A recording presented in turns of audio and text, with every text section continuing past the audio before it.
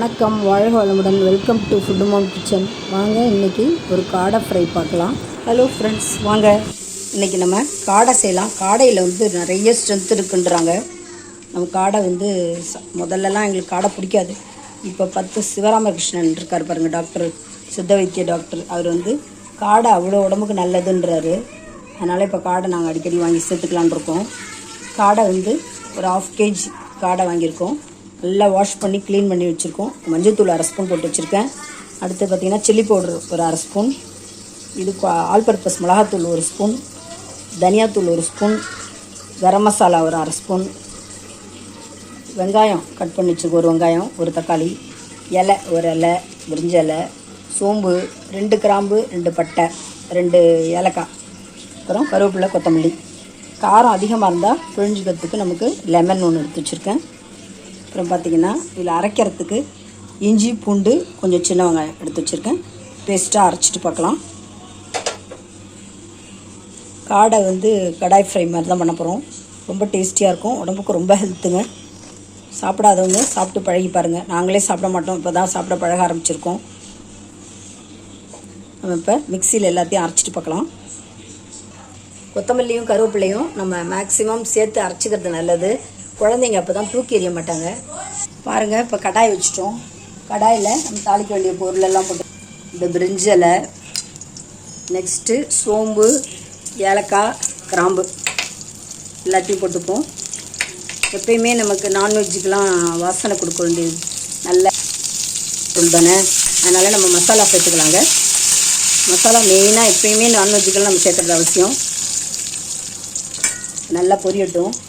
பொரிஞ்ச உடனே நம்ம இந்த இஞ்சி பூண்டு எல்லாம் அரைச்சி வச்சுருக்கோம் பாருங்கள், கருவேப்பிலை, கொத்தமல்லி, இஞ்சி பூண்டு எல்லாத்தையும் இதில் ஆட் பண்ணிக்கலாம். இஞ்சி பூண்டு, கருவேப்பிலை, கொத்தமல்லி எல்லாம் அரைச்சிக்கலாம். அப்போ தான் அது ஓரளவுக்கு நம்ம சாப்பிட முடியும். இல்லைன்னா பொறுக்கி போட்டுருவோம். பெரியவங்க கூட பொறுக்கி தான் போட்டுருவோம். எங்கே நம்ம மென்று சாப்பிட்றோம், என்றைக்கோ நான் சாப்பிட்றோம், தூக்கி போட்டுருவோம்.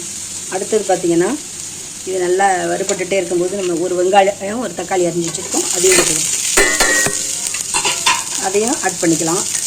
நல்லா வறுபடட்டும். இதில் நம்ம கொஞ்சம் தக்காளியில் வெங்காயத்துலேயும் எப்பயும் போல் உப்பு போட்டுக்கலாம், கல் உப்பு.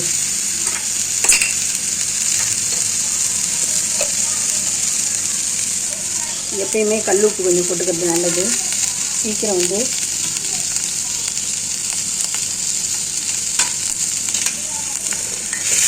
வதங்கிடும். அதுக்காக நம்ம எப்பயுமே உப்பு போட்டுப்போம்.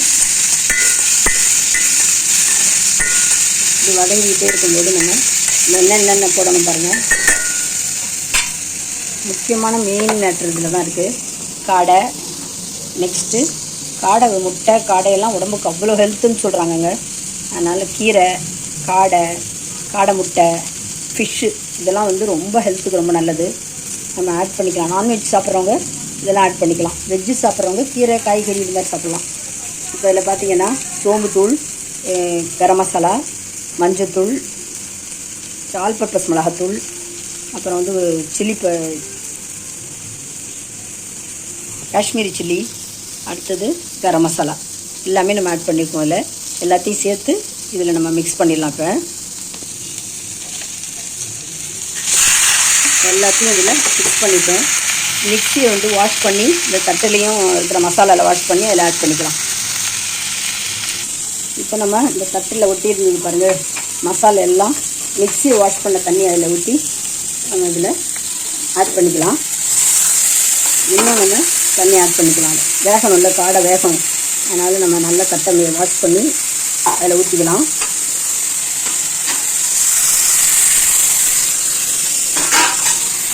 இப்போ பார்த்திங்கன்னா இந்த தண்ணி பத்தாது. நம்ம இன்னும் கொஞ்சம் தண்ணி போட்டு உப்பு போட்டு மூடி வச்சிட்டோம்னா சுண்டி ட்ரை ஆனோன்னா வெந்து போயிடும். நம்ம இன்னும் ஒரு டம்ளர் தண்ணி அதில் ஆட் பண்ணிக்கலாம். இப்போ தேவையான அளவு சால்ட்டு போட்டோம், ஒரு டம்ளர் தண்ணியும் ஊற்றிட்டோம். நல்லா கொதித்து பாதியாக சுண்டி வரும்போது ட்ரையாக அது நல்லா வெந்து போயிடும். இப்போ மிளகு, ஜீரகம் ஒரு அரை ஸ்பூன் போட்டுக்கலாங்க. இப்போ பாருங்கள், 1/2 ஸ்பூன் அளவுக்கு, 1 ஸ்பூன் அளவு கூட போட்டுக்கலாம். நம்ம மிளகுத்தூள் போட்டாச்சு, ஜீரகத்தூளும் கொஞ்சம் போட்டுக்கலாம். இப்போ பாருங்கள், ஒரு 1/2 ஸ்பூன் அளவுக்கு நம்ம ஜீரகத்தூளும் ஆட் பண்ணிக்கலாம். ஜீரகம் எப்பயுமே டைஜஷன் ப்ராப்ளத்தை போக்கும். ஜீரகம், சோம்பு இதெல்லாம் கண்டிப்பாக நான்வெஜ்ஜில் நம்ம ஆட் பண்ணணும். 1/2 ஸ்பூன் போட்டாச்சு. நல்லா சுண்டி செமி கிரேவியாக வரும்போது நம்ம இறக்குவோம். அது வரைக்கும் மூடி வச்சுட்டு போயிடலாம். இப்போ நல்லா கொதி வந்துடுச்சு. கொதிச்சுட்டு இருக்கும்போது நம்ம ஒரு மூடி பாருங்கள், நல்லா கொதி வந்துடுச்சு. நல்லா கொதித்து சுண்டி வரும்போது நம்ம இறக்கிட வேண்டியது தான். நல்லா வேகட்டும். ஒரு மூடி போட்டு மூடி வச்சிடலாம். இப்போ ஸ்லோ ஃபயரில் வச்சிடலாம். முதல்ல ஃபுல்லில் வச்சுருந்தேன், நான் ஸ்லோ ஃபயரில் வச்சிடறேன். ரொம்ப காரமாக இருந்தால் நம்ம கொஞ்சம் லெமன் பிழிஞ்சிக்கலாம். நல்லா கொதிக்கட்டும், வந்து பார்க்கலாங்க. ஒரு 20 மினிட்ஸ் கொதிக்கட்டும். அப்படி பாருங்க, நல்லா கொதிச்சு பாதியாக சுண்டி வந்துடுச்சு. இன்னும் கொஞ்சம் சுண்டி வரணும். அந்த காடையும் நல்லா வேகணும். அதனால் இன்னும் ஒரு 5 மினிட்ஸ் அது சுண்டட்டும். சுண்டணுன்னா வந்து பார்க்கலாம். நம்ம ட்ரான்ஸ்ஃபர் பண்ணிவிட்டு பார்க்கலாம். காடை நல்லா சுண்டி ட்ரை ஆகிடுச்சு. நம்ம இப்போ இறக்கி ட்ரான்ஸ்ஃபர் பண்ணிடலாம்.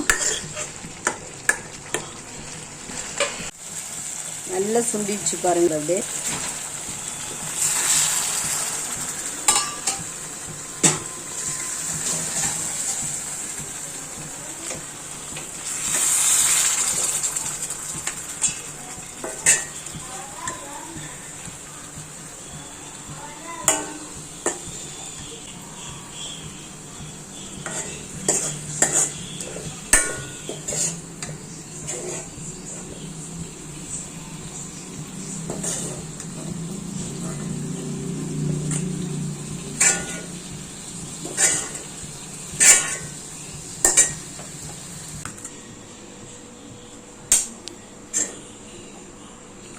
ஆயிடுச்சு.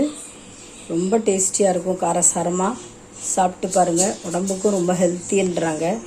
உடம்பு ஹெல்த்துன்றதால நான்வெஜ் பிரியர்கள்லாம் கண்டிப்பாக அது சாப்பிட்டு பழகுங்க. இந்த வீடியோ உங்களுக்கு பிடிச்சிருந்துன்னா லைக் பண்ணுங்கள், கமெண்ட் பண்ணுங்கள், ஷேர் பண்ணுங்கள், மறக்காமல் சப்ஸ்கிரைப் பண்ணுங்கள். தேங்க்ஸ் ஃபார் வாட்சிங். நம்ம நெக்ஸ்ட் வீடியோவில் பார்க்கலாங்க. கடாய் சிக்கன் ஃபுல்லாக நம்ம எடுத்து வச்சிட்டோம். இப்போ இந்த கடாயில் இருக்கிற மசாலாவில் கடாய் ரைஸ் பண்ணிக்கலாம், பிசைஞ்சிக்கலாம். கொஞ்சம் நல்ல டேஸ்டியாக இருக்கும். எப்பயுமே எது பண்ணாலுமே வெஜ்ஜாக இருந்தாலும் நான்வெஜ்ஜாக இருந்தாலும் கடாயில் போட்டு பரட்டி சாப்பிடும்போது ரொம்ப நல்லாயிருக்கும். கத்திரிக்காய் பொரியல், வெண்டைக்காய் பொரியல், வாழைக்காய் பொரியல், எந்த பொரியல் பண்ணாலுமே கடாயில் நம்ம பரட்டி சாப்பிடும்போது ரொம்ப நல்லாயிருக்கும். இப்போ நம்ம காடை கிரேவி தான் பண்ணியிருக்கோம்.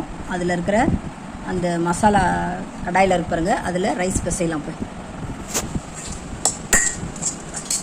ரொம்ப டேஸ்டியாக இருக்கும், எம்மியாக இருக்கும். கடாய் ரைஸ் எப்பயுமே நல்ல டேஸ்டியாக இருக்கும். ஹோட்டல்லலாம் பார்த்தா கடாய் ரைஸ்ன்னு தனியாக விற்கிறாங்க.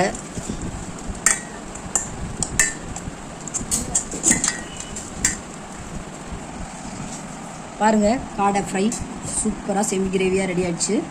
இந்த கடாய் ரைஸ் கிளறி வச்சுருக்கோம் பாருங்கள், கடாயில் போட்டு. அதுவும் எம்மியாக இருக்குது. இது சாப்பிட்டு பாருங்கள், அவ்வளோ டேஸ்டியாக இருக்கும். கடாய் ரைஸ் மேலே நான் சும்மா ஒரு காடை மேலே சும்மா வச்சுருக்கேன் நான் டெக்கரேஷனுக்கு.